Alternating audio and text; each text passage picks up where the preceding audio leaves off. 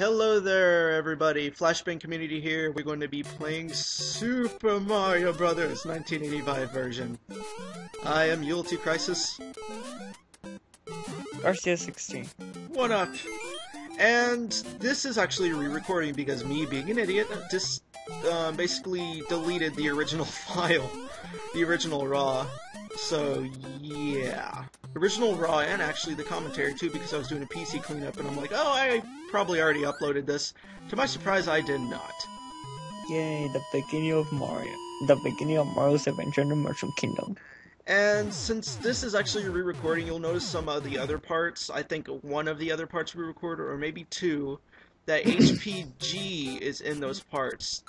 To my surprise, it's... well, not really my surprise, but to the other members' surprise. HPG's not really that big of a Mario fan, although he will play Mario Kart and Mario Party. Well, ever since I introduced him into it, but, He's more of a spin-off. yeah, he's more of a spin-off person when it comes to Mario. Other than that, he really won't touch Mario, so... it's up to us two, and occasionally Antiblast if he wants to join in, to do this! Mario! It's me, Mario! And no, I'm not taking warp points. Warp points are for losers.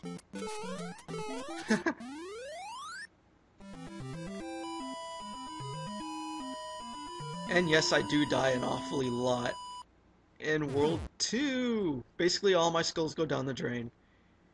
And for the majority of this commentary Let's Play, I am actually going to be doing this tiny. Yes, you'll see me use the mushroom only to take an extra hit past a part. And other than that, I'm not really going to use it. So, yeah.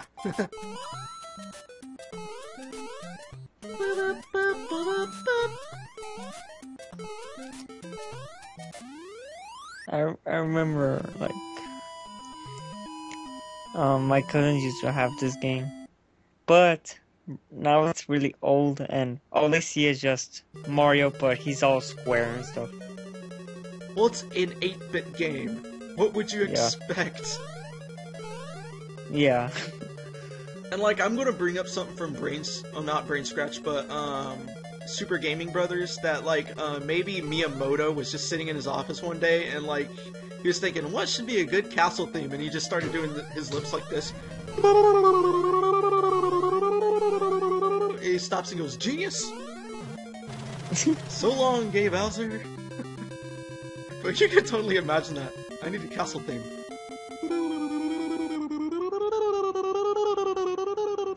Genius! And now all my skills go down the drain.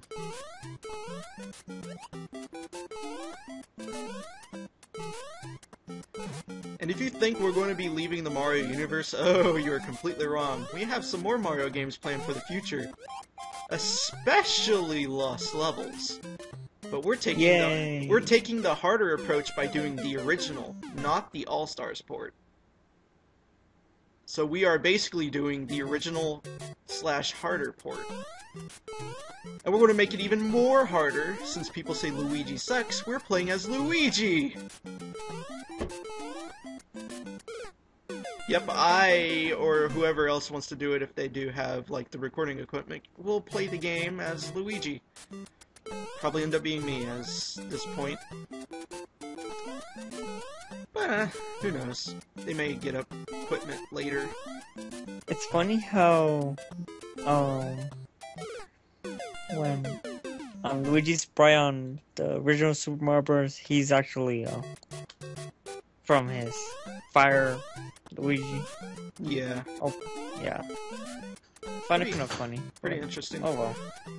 And I completely got a game over in World 2-1. Luckily, by my surprise, I know the continue code, or whatever. The continue option, let me just say that. For those of you who are unaware. And I'm just completely ripping off Johnny now. I watch too much Brain Scratch and SGB. But anyway, for those of you who do not know, you can hold down the select key, or, yeah, select, and then you press start on, you know, 1-player or 2-player, and you'll continue from the world you died in. At the beginning of the world, but, you know, hey, it's still good to use. Like, you don't want to play through the game all over again from World 1-1 after dying in 8-1. Just use that little trick and you will be okay. Firework. Actually, to my surprise, the very first time that I've actually even touched this game was whenever I had the Game Boy Advance. And, Circuit City was having, like, a promotional thing to where you can buy one of the Game Boy Advance classic games and get a t-shirt that says something like, I forgot what it was. I think what it had on it was a Nintendo controller and it said Classics Forever. And it was all orange and black. It was awesome. I still have that shirt.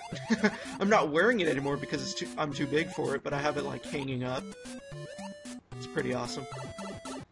First time I touched this game was when my relatives at Mexico had a NES, and that's where I played it. I mean, I didn't touch this game until like the enhanced port on the GBA card. I actually still have it. I don't know where I put it, but I still have it.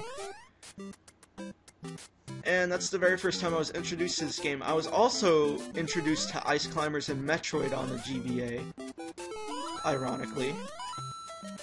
And the funny thing is that I played this game a good amount, but I actually found myself playing Metroid way more than this game, ironically. The good old days. Then again, Metroid was it was one of those games where like there's no way for you to figure out. You gotta figure it out all your own. I also played Zelda too, like the very first one. Not number 2. That one, I will admit, that one sort of sucks. Which one? Zelda 2: The Adventure of Link. Oh, it's a pain in the butt. I tried it whenever I'm a 3DS ambassador, so yes, I do have the game on my 3DS. I do not enjoy it. Not at all. Oh, why did I do that? I jumped on his noose. He paid me back for saying so long, Game Bowser. And I think the game decided not to load that fire bar that was right there where the coin block was, a small one, I believe. Because I think too many sprites were loading as I was approaching that area, so... Oh my... Oh my... Bowser, why do you have backwards fireballs? Ruined forever. No, just joking. So long, Gay Bowser. It's King Bowser. No, it's always going to be Gay Bowser, and accept it. Hey, look, I got 22 coins. Like, coins even matter in this game. Seriously, you get 100 and get a free man. But there are so few and far between that you just completely ignore the fact that they're there. Your main objective is hold right and jump. And occasionally stop if there's something in the way, but... What I'm doing here is trying to find a 1-up that actually decided not to load, so... So I jumped right where it was, and it decided not to load. So yeah, the game is a bit finicky in sprites, because this is the NES, the beginning, so... And I died by an invisible pixel link, I guess?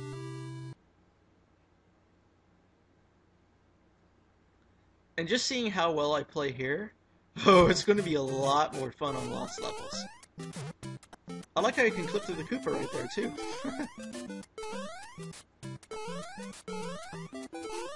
Oh boy, this game. I remember whenever I had my Game Boy Advance SP before the screen broke. Ugh. And then the DS came out, and then I was happy again. I could play all my Game Boy Advance games again. Then my mother gave away my DS to my little brother. Then I was mad. Then I got the DSi. I'm like, oh yay, Game Boy games again. Nope. No GBA slot. I was disappointed. And I want a Wii U because whenever I heard that they were going to release GBA games on the Wii U shop, it flipped me. I was like, oh, there's the next console I'm getting right there. I love Game Boy Advance games. I loved that era to death. I love those little finickies that I have. But I do love that era to death. The Game Boy Advance era, because there's so many good games. It was also the era that introduced me to Fire Emblem, and I do not regret picking up that game out of pure boredom and pure, like, disinterest, I guess that was a word you could put, in so many games. In such of a small selection, you look at the box and you're like, huh, I guess I should try this. And you try out the new game, and it actually becomes a series that you like, or it's just a series that you hate. To my surprise, Fire Emblem was a really good series. Although I do not like the gimmick of somebody dies, you lose them forever. But I do like it's sort of a puzzle chess game. You have to think for your unit's life. If you screw up, it's all on you, not the units. Exactly. Basically, there's very few games that do this. I don't see a lot of games that do this. But Fire Emblem is a game series to where all of the guilt for what you've done goes directly to you. And it's just, like, why did I do that? I could have had that person still if I didn't do that. And there's one thing that I am disappointed about Fire Emblem Awakening. They do not have my Gilliam. Where's my Gilliam? I want my Gilliam, damn it. Give me my Gilliam. He was the best general ever. I want him back. How did I do that? Seriously, even rewatching this after it's a re-recording, I don't understand how I can touch the very edge of the block and cause the Koopa to go into his shell and kick it. Mario logic. And also another piece of Mario logic is that if you question Mario whenever he's in an underwater level, then you break a rift in dimensions, because for the majority of his games, Mario can breathe infinitely underwater, except for a few exceptions, i.e. Sunshine and 64. Yes. But other than that, he has infinite air. Sonic, on the other hand, cannot swim worth a crap. And why did I do that? Have you ever played any of the Mario and Sonic Olympic games? Yes. That's like the only time he actually knows how to swim. Well, only because he has a life save. Have you noticed that? Yeah. Yeah. It's like a nice little gimmick. Star power! Yeah, that's the reason why he was able to swim. Died. Sonic can run on top of water, but as soon as he lands in it... Get out! No! Cause he can't freaking swim. They should just make a shield for Sonic that allows him to swim in water as long as he has it. Not bounce. That's what the bubble shield is for. And that is one thing that I'm glad about that they did in Generations, that you can bring back the elemental shields and they keep their properties. Although they were a bit nerfed, per se, because the fire shield really wasn't as effective as it was in Sonic 3. You sort of arced down a bit more than you would in Sonic 3, but I'm glad they brought them back. The day that I rented Sonic Generations is the exact day that I 100%, well, not 100%ed, but freaking flew through it. I mean, yeah, it's... Huh? Go on. What do you think of the game? It's okay, but the length is really short. And the final boss, to be honest, is a piece of crap. Seriously. All this build up for a final boss, and the majority of the final boss is you trying to rush towards it. I just walked into the lava.